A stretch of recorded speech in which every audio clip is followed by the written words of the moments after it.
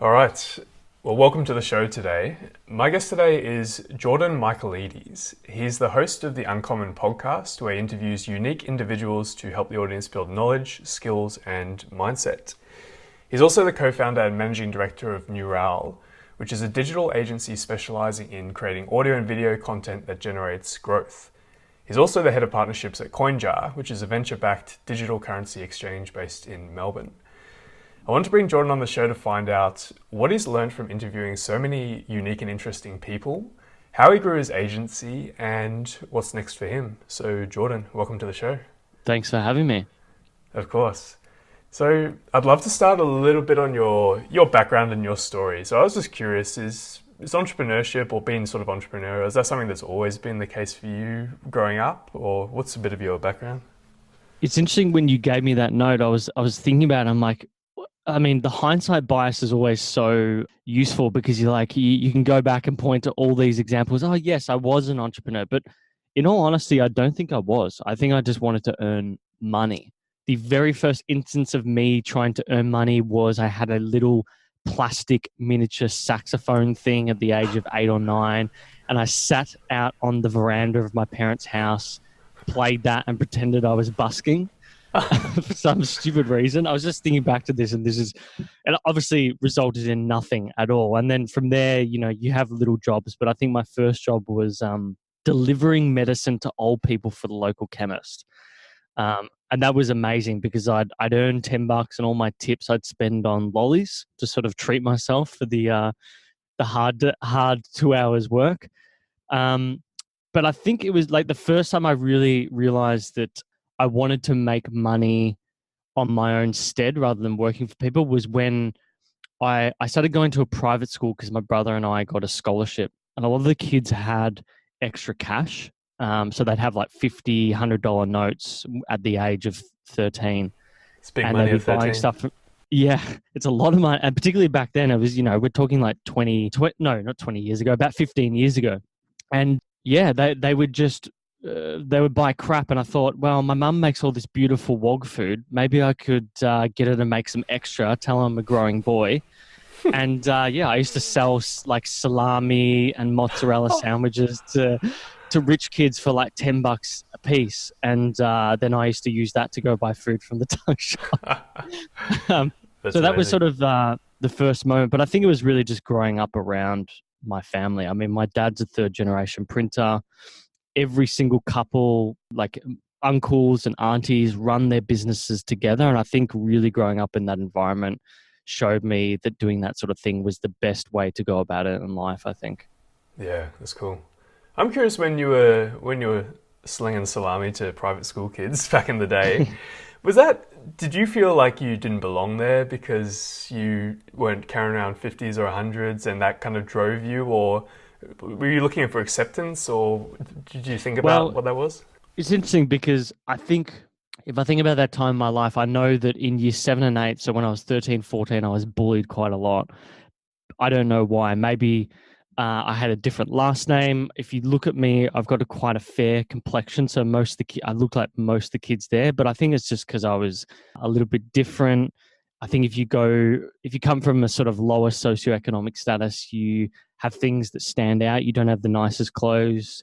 You've got your dad's hand-me-down flip Motorola. You don't have the new Nokia 9920 or whatever the most expensive option was back then. And I think it gives you, I don't know, it made me a bit of a target. And then I think over time, it built a bit of a thick skin in me. Like I remember being bullied and I'd come back with a lot of sharp quotes. I've always been a smartass, and I think that really helped me build that thick skin. And it was funny, by the time it was year 9 or 10, I was friends with these kids, but I think that was such a really formidable time because I was on my own. Like I had one friend, I think I remember, for about 2 years, and he was a fellow Greek kid, but he was like a super wog. But yeah, I don't know. It's interesting in hindsight looking at that period. I think it really, really helped me with just not caring what people thought of me over time. That's interesting because I feel like it can go either way in that situation. Either it gives you thick skin and it helps you, or you crumble and it destroys you for the rest of your life. So I'm glad it went that way for you. Have you ever thought about why that was, or? I don't know.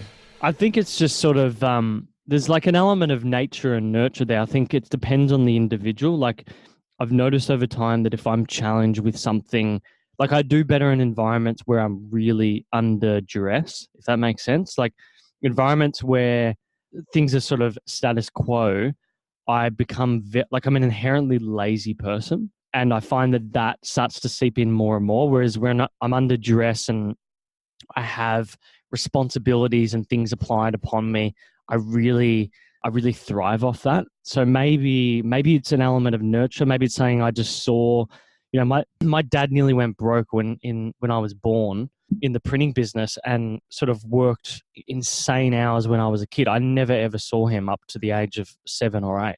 He would just work like at least 18-hour days minimum. And I think that maybe there's an observation element there. Like you just see it and you just sort of take that as the status quo. I don't know, but whatever it was very, very valuable, I think, down the track.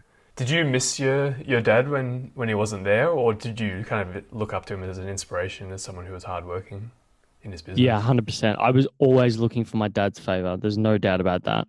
Like I know I always joke about this with my mum's definitely the more intelligent one. Like if I think about my brother's got an exceptionally high IQ. My brother's the reason why really we got into that private school because he got a full scholarship and then I got some half scholarship thing where it's, you're somewhat smart, you're good at sport and here you go, we'll give you a discount. But it was really my brother who has, I think his IQ is like 140 from last time he was tested. So yeah, he ended up studying maths at uni. He's incredibly smart.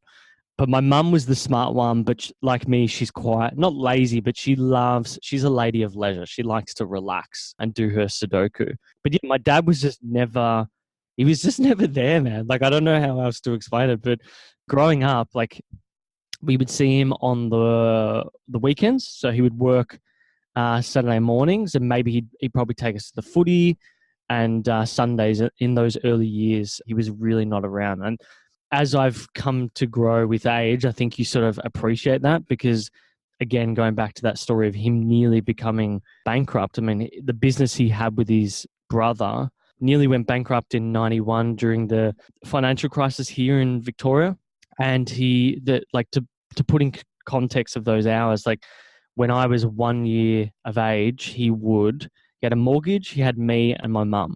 So he had money that he owed to Telstra because Telstra wouldn't take their contract less than dollar for dollar. So that was the only creditor they had to pay out during this financial crash, dollar for dollar. So he would sell printing during the day and then he would print it himself to save money at night and he would rent a printing machine.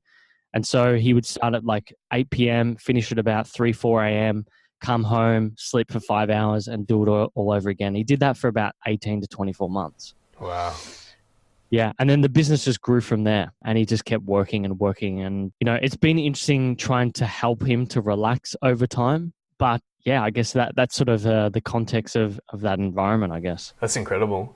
It's funny, it kind of gives you a reference of what's possible in terms of the effort you can put in, I guess. And Yeah. I'd imagine, I mean, tell me if I'm wrong, but I feel like that would, every time you feel like slowing down, maybe you think about your dad just grinding at 3 a.m. at the printing shop and you're just like, nah, I should keep going. Is that fair to say? Well, I wonder, that's an interesting observation because I think that, on the point, you gave me this note of the point of anxiety. I honestly think that I've got my mother's nervous system mapped with my dad's work ethic. And that is really like sort of one of the underlying reasons why maybe I developed anxiety later on in life because I just didn't learn to stop.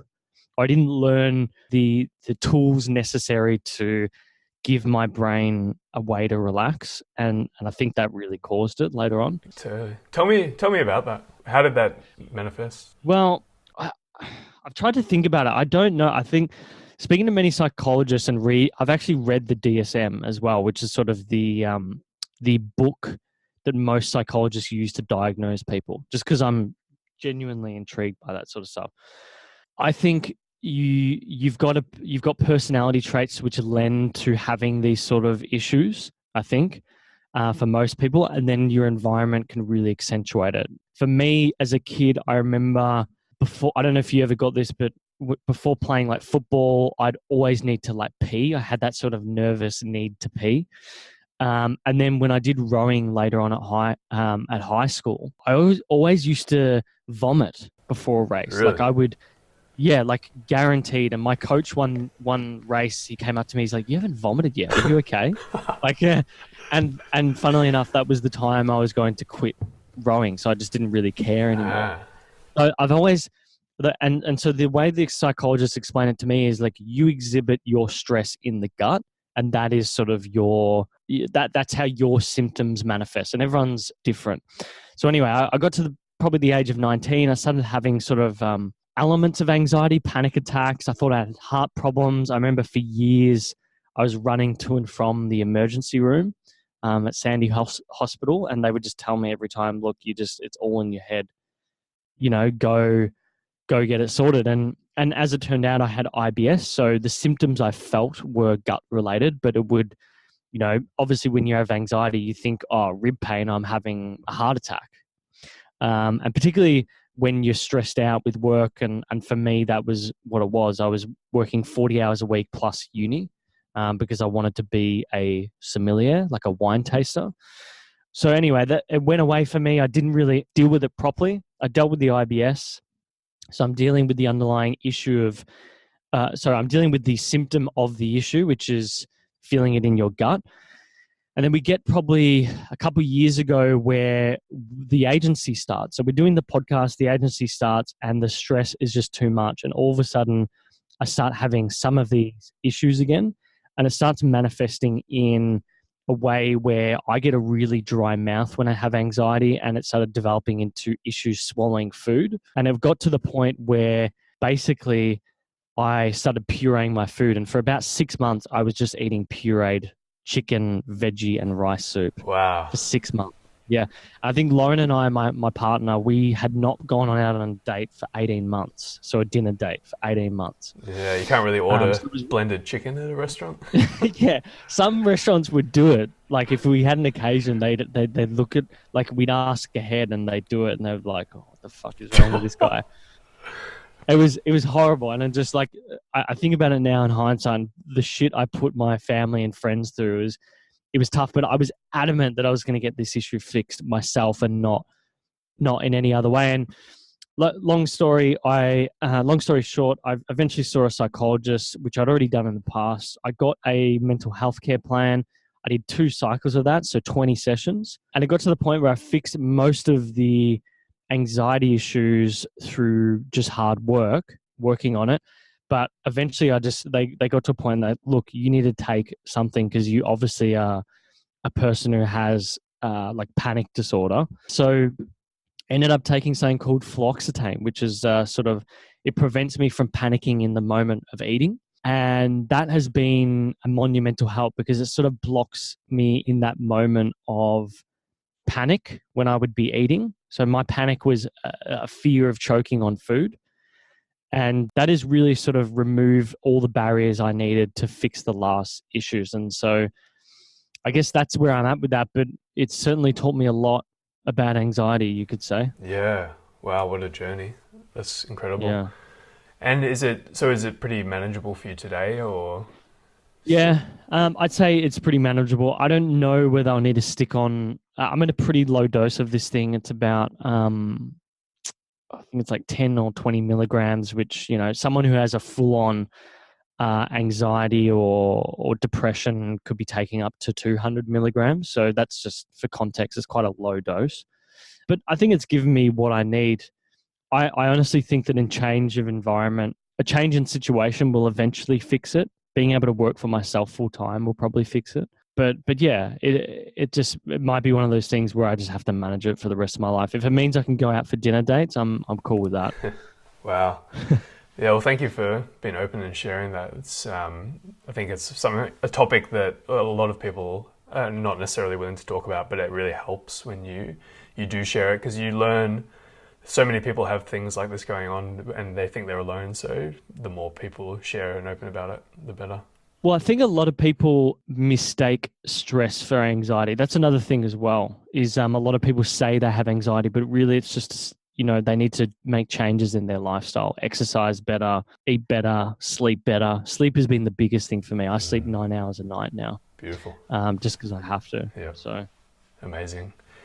And if you got any advice for people who they think they do have some sort of anxiety disorder, like steps they should take to deal with that?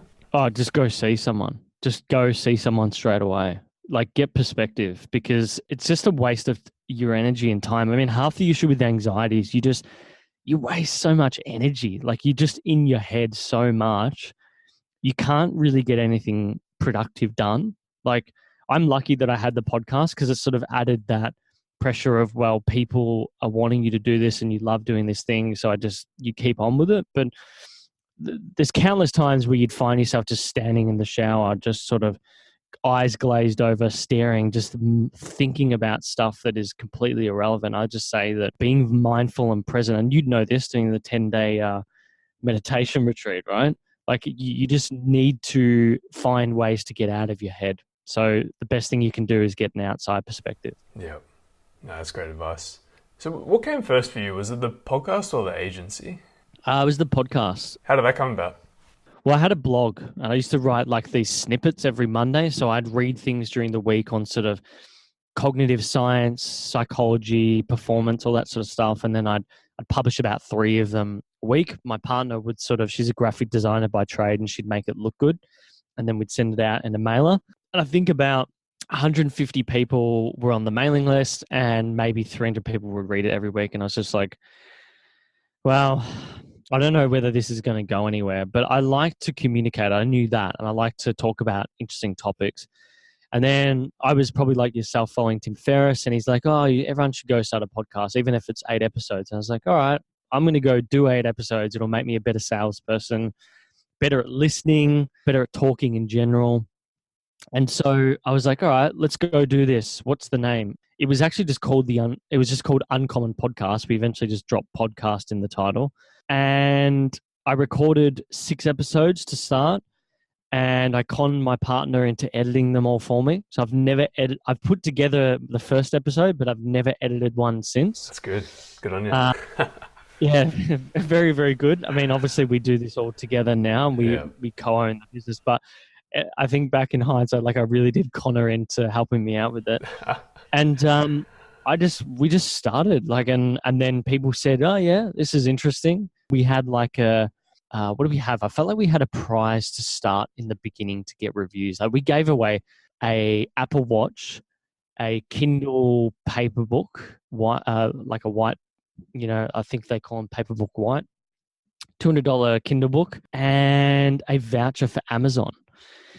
And I guess we sort of drew in some people, kept going from there. And by 30 episodes in, I was like, okay, this is a thing. And then 50 episodes in, a guy that had been listening to the podcast, we kept having people reach, you probably get this, right? Where people ask you, oh, what do you recommend to someone starting a podcast? Or how would you start a podcast? And I was like, well, we could create a course, but I don't have a big enough audience. I could keep telling people who don't do anything with it and wasting my time. Or I could just say to them, well, we'll do it for you and we'll charge a premium on top of it. So really like a production house or an agency. And someone said yes. So we charge them like 20-30% extra for our time on top of what it cost. And it really just went from there. We had that client for about a year, development ready. They've stuck around with us for quite some time. And and then from there, we're like, well, this is the business. And so we sort of set up a proper website for that. Neuralle Media is what we called it. We sort of dropped the media and just... You like dropping words from your titles? I do love it. I love shortening things. Just before we get to Neuralle, because I really want to dive into that as well, but just sort of sticking on the podcast and I guess the early days, so where did your first kind of guests come from? Because I think this is a question I get a lot of, where people ask, I want to interview these interesting people, but I don't know anyone. I don't have like a good network. So how did you kind of start and get your initial, 8 guests? Well, the fact is, I mean, guys like you and I, we're already out there as salespeople. We know people. We have a network. So I'm lucky in that regard. I mean, if you're an engineer, even if you're an engineer, you're going to have a network of other engineers. You know what I mean? I don't agree with the argument that you don't have anyone. I was lucky enough. I was just I guess, participating on Twitter and LinkedIn. I knew some people. Like if you look at my first 30 episodes, I interviewed my auntie and uncle. Like they run a fascinating business. That's awesome. Both of them. Like they have their own businesses. She's a handbag designer who's been doing it for 30 years, is still stocked in David Jones to this day. I mean, you just find people. Just put some work in and find people that are around you that are interesting. And that's who we pitched and who we started with. Eventually they know someone. You get recommendations from guests. Oh, you should interview this person. Some of them are crap. Some of them are good. And it just sort of snowballs from, like, content is really, really fascinating in that it snowballs over time. And so I felt that, yeah, just over time you gain more relevance, you get better people, and you get to a point now where we're at where you just send someone a media kit, or you send them an email and they just say, yep, no worries, what date? Like it's just, that's how it begins. Yeah, I think it's so true. People don't realize how long it sometimes takes to build that snowball, and sort of the grinding you have to do at the start to get the momentum, I think. Well, how many years are you into it now? Just about a year, 1 year. Just about a year, yeah. So we're 3 years in. Just under 3 years. It takes a long, long time. Totally. And I'm curious as well, because have you always been...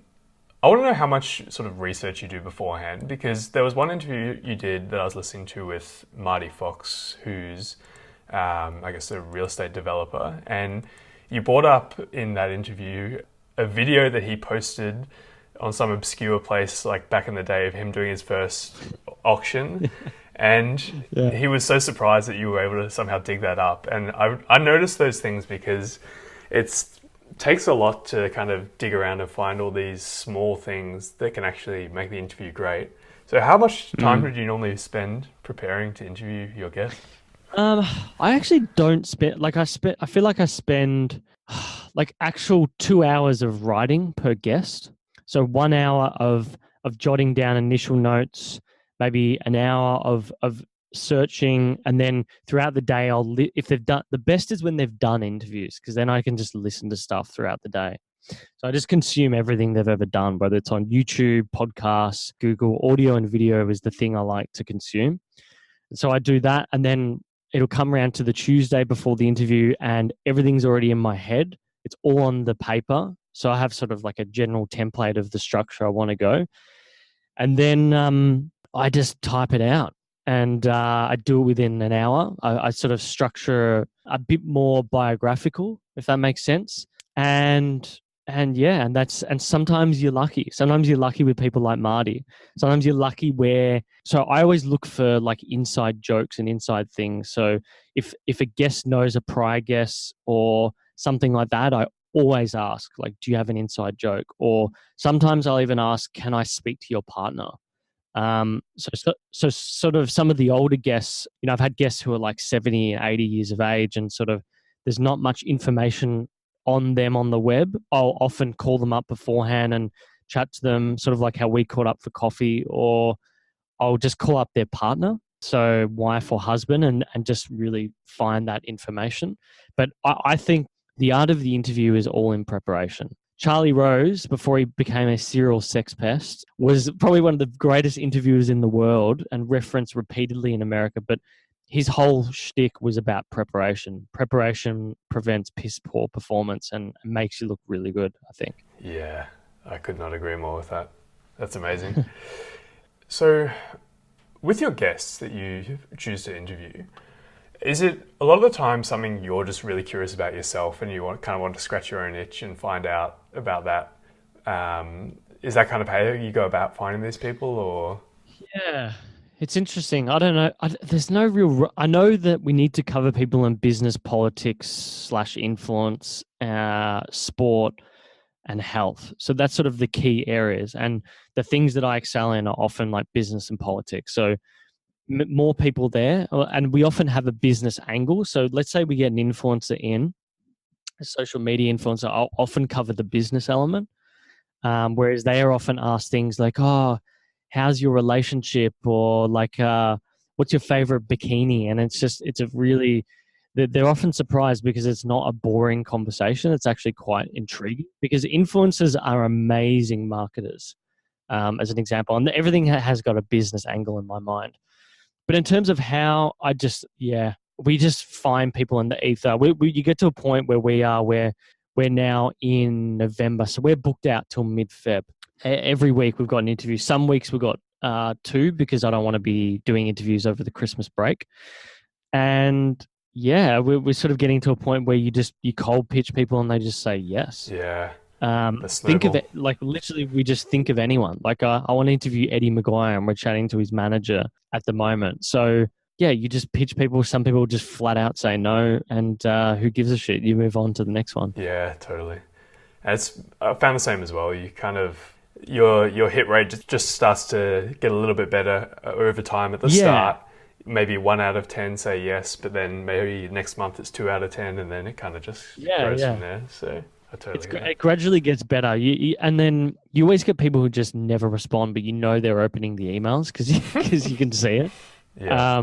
I love to like working in sales. I love using tracking software to see what people are doing with my emails to see if it's worth following up or not. Oh wow! What do you use for that? So I use I just blanked on it. Yesware. It's an amazing tool. So you can send campaigns. You can see what clicks people are doing in your emails, but it's highly customized and personal. It's not like MailChimp. So it's coming from it's like a Gmail overlay. But then you can also see like how people are reading general emails that you've sent anyway, whether they click into it, read it, click a link or whatever. Yeah, it's amazing. I'll look that up. So what's some of your favorite interviews you've done so far? You don't have to say one particular, but any that stand out as ones that you really just enjoyed the conversation or felt there was a lot of value shared in it? Yeah, well, what I said to you when we caught up was the Marty Fox and the guy from BPM Corp, Jonathan Hallinan, was brilliant in contrast, just because of where I was at with my counseling. I've had this notion in my head, and I still do to this day, of like the hyper successful multi-millionaire or billionaire, and just I think that comes from observing my dad with his work and the success he's had, and just a general meme that carries on through the entrepreneur community. And so what I saw was Marty, who prioritizes his health and his family first, then his work. And the result is that he's still really successful, but happy, I guess you could say, and really content with his life and still wanting to achieve things. And then you had Jonathan Hallinan, which he had a lot of regrets. I mean, he's probably worth close to $500 million. He's a massive real estate developer, and he's probably, had a life where he's burnt himself out. He hasn't done things that he wished he could have done, and now he's living that later on in life. And so it was a really valuable lesson for me as to maybe the man I want to become. And for me, that's probably, in contrast, those 2 episodes, the most relevant. And then you get sort of more surreal episodes where you just see these people through the media and now you're interviewing them. Like Jeff Kennett was one, growing up in a family, sort of Greek liberal Democrats. They're sort of very pro the Liberal Party. Not so much nowadays, more back in the 70s and 80s, but they loved Jeff Kennett in that era. So it's sort of just interesting to interview him, interviewing someone like Steph Claire Smith, who's got a massive, people who are, when they publish their episodes, sort of, they really can blow you up. That's been interesting to observe as well, I think. Yeah, that's cool. Yeah, you've got quite an impressive roster of people you've interviewed. And I did enjoy that interview with Jonathan as well. And you did really get, because I listened to those 2 episodes you mentioned with Marty Fox and Jonathan, and you do notice the difference. And one thing he actually said in that stuck with me was how people see him and they see the wealth and they kind of want to have that lifestyle. But he said himself that people probably don't want to have my life because I know it was amazing. And he used to hide it a lot as well. I mean, this is a guy that could afford all these Ferraris, beautiful supercars, and he had them, but he would rock up to work in like a Ford Ute because he didn't want people to know, because he'd been burned in the past by people close to him. You know what I mean? So, and I just realized, and you probably noticed this in the interview as well, how guarded he was with his answers. If you actually watch the video, it felt like I was doing a interview which would then be published for print later on. like I'd give him a question and it wasn't a conversation. It was just a really contrite version of what he wanted to give you. And so it was definitely a media trained very, very, very media trained. That's cool. And have you noticed anything about, so you've interviewed quite a lot of these high profile people as we've been talking about. What do you think, because I think a lot of the time people think that these high profile people are like these amazing like stars, or they're just like so much above where the listener might be and like aspirational. But what's been your experience meeting these people in person and talking to them both on the mic and off the mic? And have you kind of just noticed anything specific about these kind of people in general? Yeah, well, it's sort of highlighted, just coming from a finance background, I've always really loved Warren Buffett and Charlie Munger, his business partner, how they talk about the law of compounding. And you can actually see that within these people, like indirectly. So compounding is really something that grows over time, and in the world of money, that is interest upon interest or returns upon returns, right? But if you're working in an industry, it's literally starting somewhere and being consistent enough with it for decades that you get exceptionally good at it, being willing to improve with it as well. So someone like a Jonathan Hallinan or Marty Fox, it is having your routine every day. You get up, you exercise, you eat your food, you see your family, you go in, you have time for deep work, and you have time for speaking to people in the industry and customers and so on. So by doing that, you're achieving something that moves the business forward every day, but you're also getting feedback to that as well, if that makes sense. And that is the common thing. It is literally just get up and do it every single day and keep going and going and going and going and going and going and like living it and breathing it. And it's as simple as that. And I try and do that as much as possible myself. I read for an hour every day. I try and get something deep done every day in the morning, and then get feedback from people with meetings. And that's literally it. There's nothing special about it. In every industry, you've got things that are helpful. Like in real estate, it's mastering the art of raising capital. And if you can understand term sheets and balance sheets, you can do that if you're improving as a person.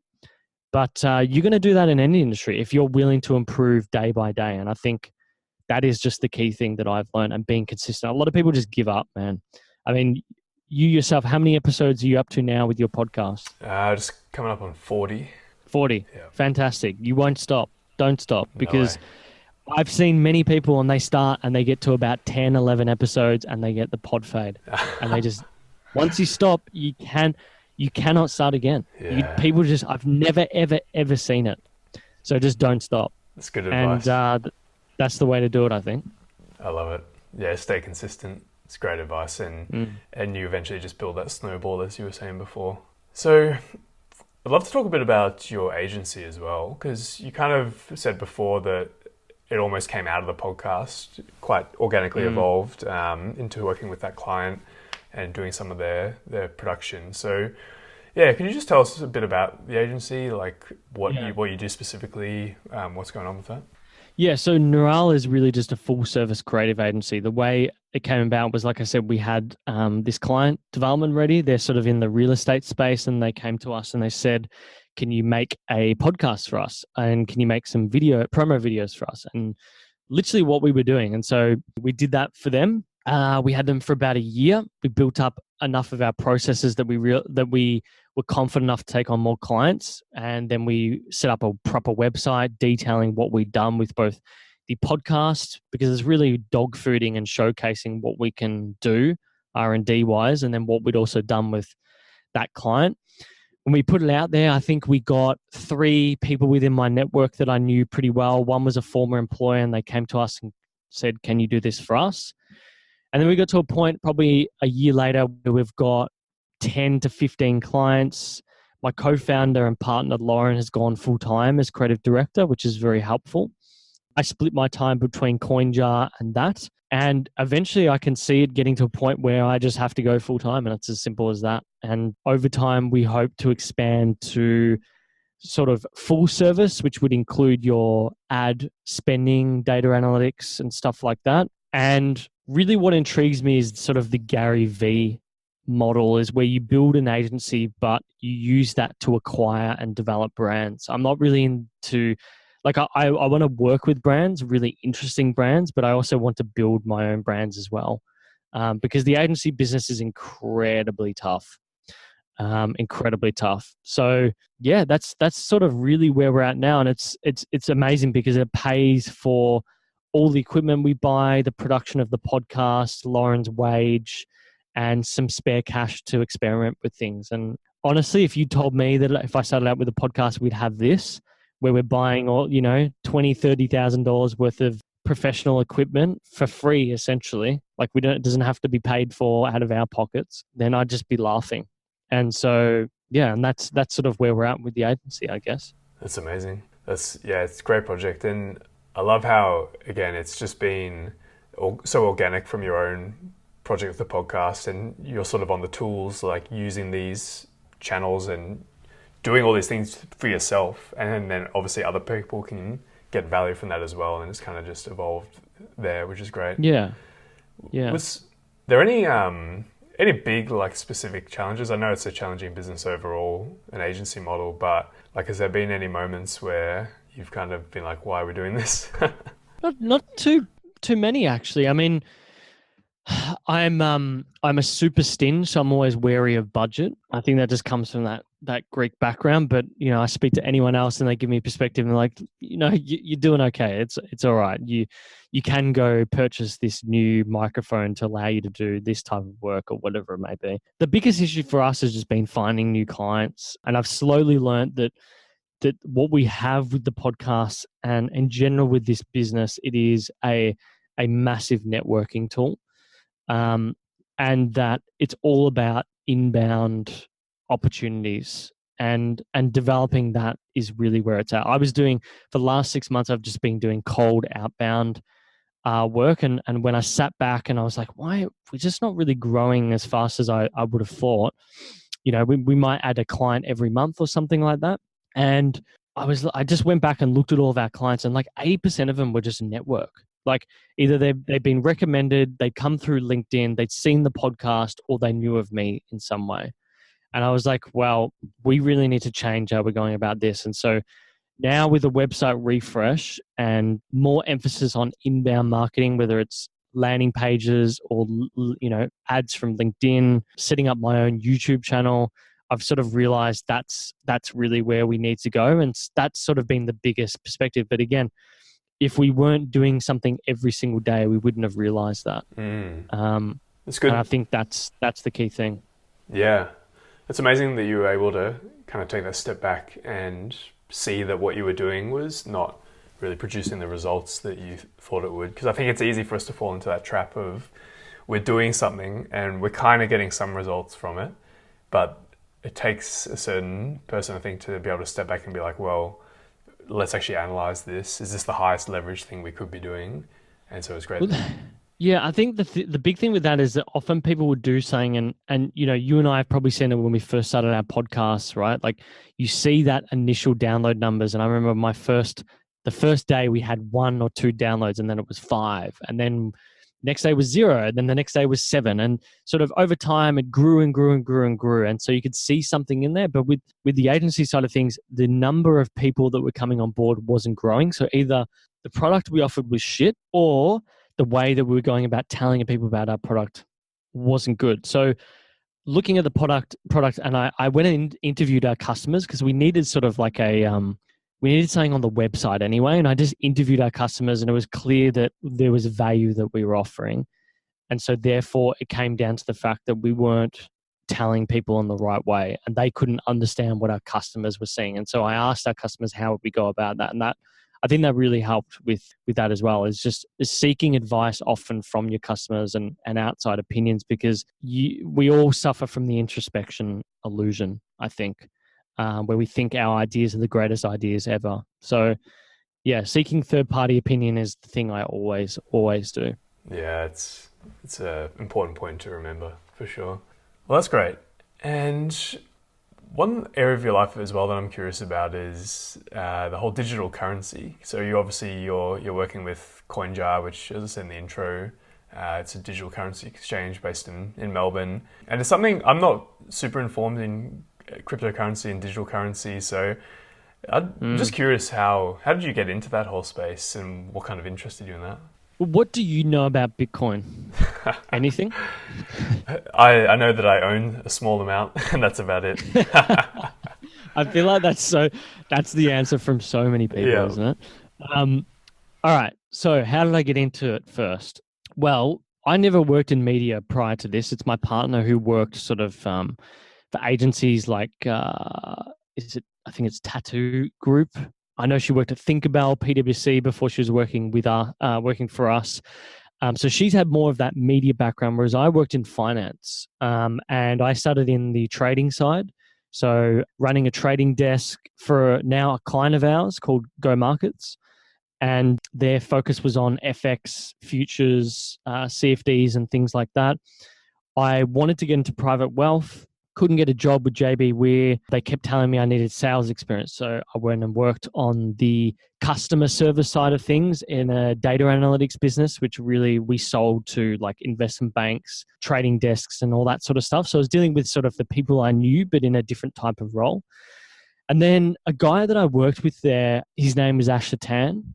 He was leaving like a few months after I started, and he founded CoinJar, and CoinJar just got around from Angel Cube. They're one of the fastest growing fintech startups in Australia. He left. We kept in contact. I interviewed him for the podcast, and he said, "Hey, look, we need a person in this role. We're launching this product, sort of sales, partnerships, and trading related. Do you want to do it?" And that was the time when we'd started the agency. I needed more time, and he offered me an option where I could work from home as well as from the office. And so it was really just brilliant timing. And I went and worked for CoinJar, and the role there was really focused on, and it is to this day, on partnerships and the trading side of things. So setting up new relationships with other trading desks, all the things that take to function an exchange. My understanding of Bitcoin is pretty in depth just because I've written a lot of research in that area, because that's what we were doing for a while. Bitcoin is really just changing the monetary system from being centralized with governments to being decentralized with multiple parties that verify the relevance of this exchange mechanism or system. And so in my mind, it's an inevitability because of many reasons, mainly because there's limited friction in using Bitcoin. It's more cost effective to send money, and it's easier to access for so many people. And I think over time, services like CoinJar, neobanks like Up, Zinjar that have just launched here in Australia will make it easier and easier. And if you ask most people in the millennial and Zoomer, the Gen Z generation, which is the biggest generation since the boomers, they know more about crypto exchanges and neobanks than they do about regular stock exchanges. And I think it's just an inevitability. It's really a technology. It's not an asset class. It is a technology. And I think that's where things will go. And for me, I only hold a very small portion of my money in crypto, and it's mainly Bitcoin, a little bit of Ethereum, because I think the network effects mean that those major currencies will be the ones that exist over time, much like your Facebooks of the world, dominating a certain space with that network effect. And yeah, it's really, we're sort of in that era of the pre.com bubble, maybe 97 to 99 sort of era. We're still waiting for those killer apps.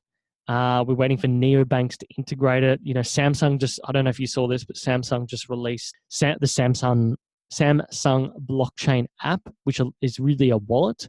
So a mobile provider has made an app, much like Apple Pay, to make sure that you keep it in their environment and they can get a cut of it. So I think it's just a matter of time, really. Yeah, I think that's where things are at. And most people that come to me, they're like yourself. They sort of work in finance and tech, and they're experimenting. But now we're noticing more and more boomers and sort of wealthier types that are investing, and they're sort of the biggest cohort of people jumping onto companies like CoinJar in the last 18 months, I'd say. Yeah. Thanks for that explanation. And it must be a fascinating place to be able to view the evolution of all this where you are. And, yeah, it's super fascinating. And have you got any advice if someone, I guess, just wants to become more informed about this? Obviously, it's only going to continue to be more relevant, and it pays to kind of educate yourself. Have you got any tips or just resources that you recommend to people? Yeah, just read and learn. I'd say start with some of the educational material on the CoinJar blog. We really are inspired by people like Andreas Antonopoulos. He's probably the most preeminent person when it comes to discussing the intricacies and technicalities of crypto. There's also a really local guy who covers news called Nuggets News.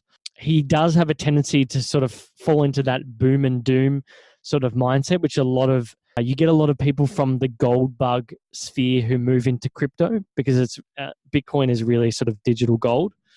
But I think really just reading and learning more and more. Nuggets News, Real Vision, Andreas Antonopoulos. Andreas Antonopoulos has a fantastic book called Digital Money, which I've just started reading. So yeah, just reading and getting into it, and eventually you get to a point like myself where you allocate maybe 5% of your portfolio into Bitcoin and Ethereum, and then you're in it, and then you understand the space and you pay attention and you keep up via Reddit, Twitter, whatever your social media preference really is. Got it.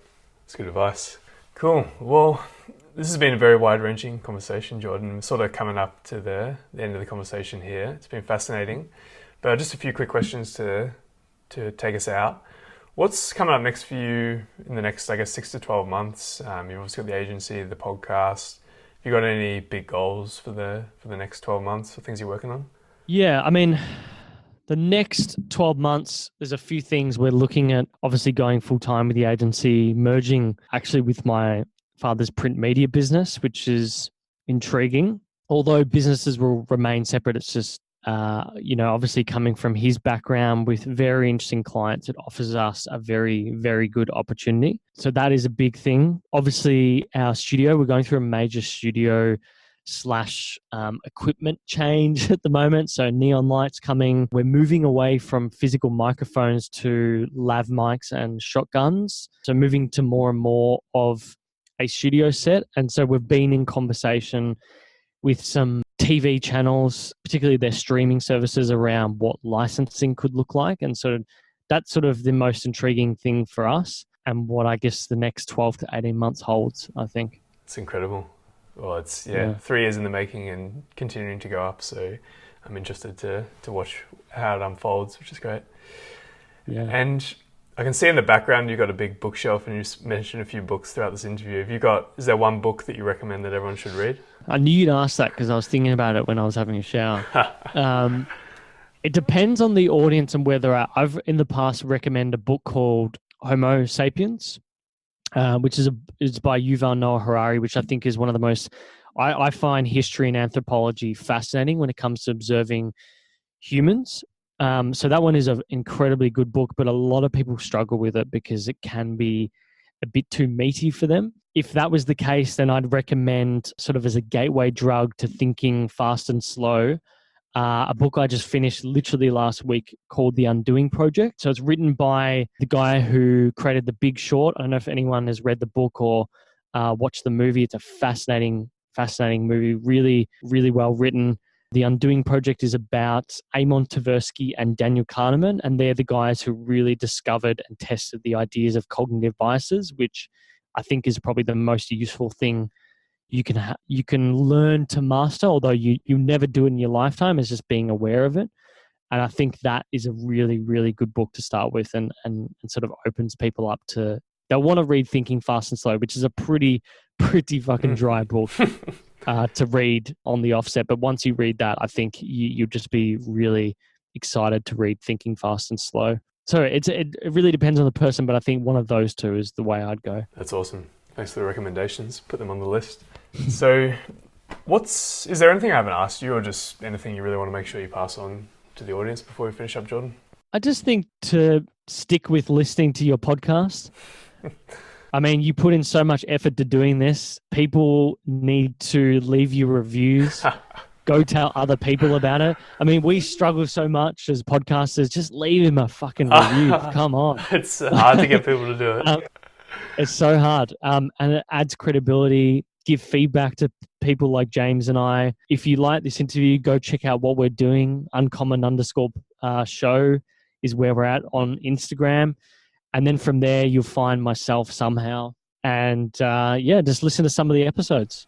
Yeah. And maybe in future we can get James on. We can do like a year in review, what we hate about podcast guests, something like that. Yeah, I'd love that. Sounds good, Jordan. But make sure. So is that the best way to connect with you? You would say on Instagram or? Yeah, Instagram. I actually always forget what my handle is. It's full name Jordan Michaelides. I'm sure you'll link it or something like that. But Michaelides is just Michael IDES. You'll find us whether you look up Uncommon or not. And then a lot of people reach out on LinkedIn, but they find LinkedIn from there anyway. Yeah, cool. So yeah. Awesome. Well, I'll make sure we do link all them up so it's really easy to find you, Jordan, and find Uncommon and also Neuralle. So yeah, this was a fascinating conversation, very wide-ranging, as I said before. And I can tell you're a very thoughtful, deep guy who's puts a lot of thought and work into everything you do. So I really appreciate you coming on today and sharing your knowledge with my audience. So thank you very much. Thanks for having me on. Hey everyone, thank you for listening to this interview with Jordan. Hope you enjoyed it. If you use Apple Podcasts, could you just go into the app and leave a rating and review? As Jordan said at the end there, it really does help me out more than you know. And if you don't use Apple Podcasts, you can still help me out. Take a screenshot of yourself listening to this interview, post it to Instagram stories, and make sure you tag me in that so that I can repost it. My handle is @jharris, which is JHARRISS. And if you could do one of those two things, it would mean the world and really help me out. Hope you have a great day.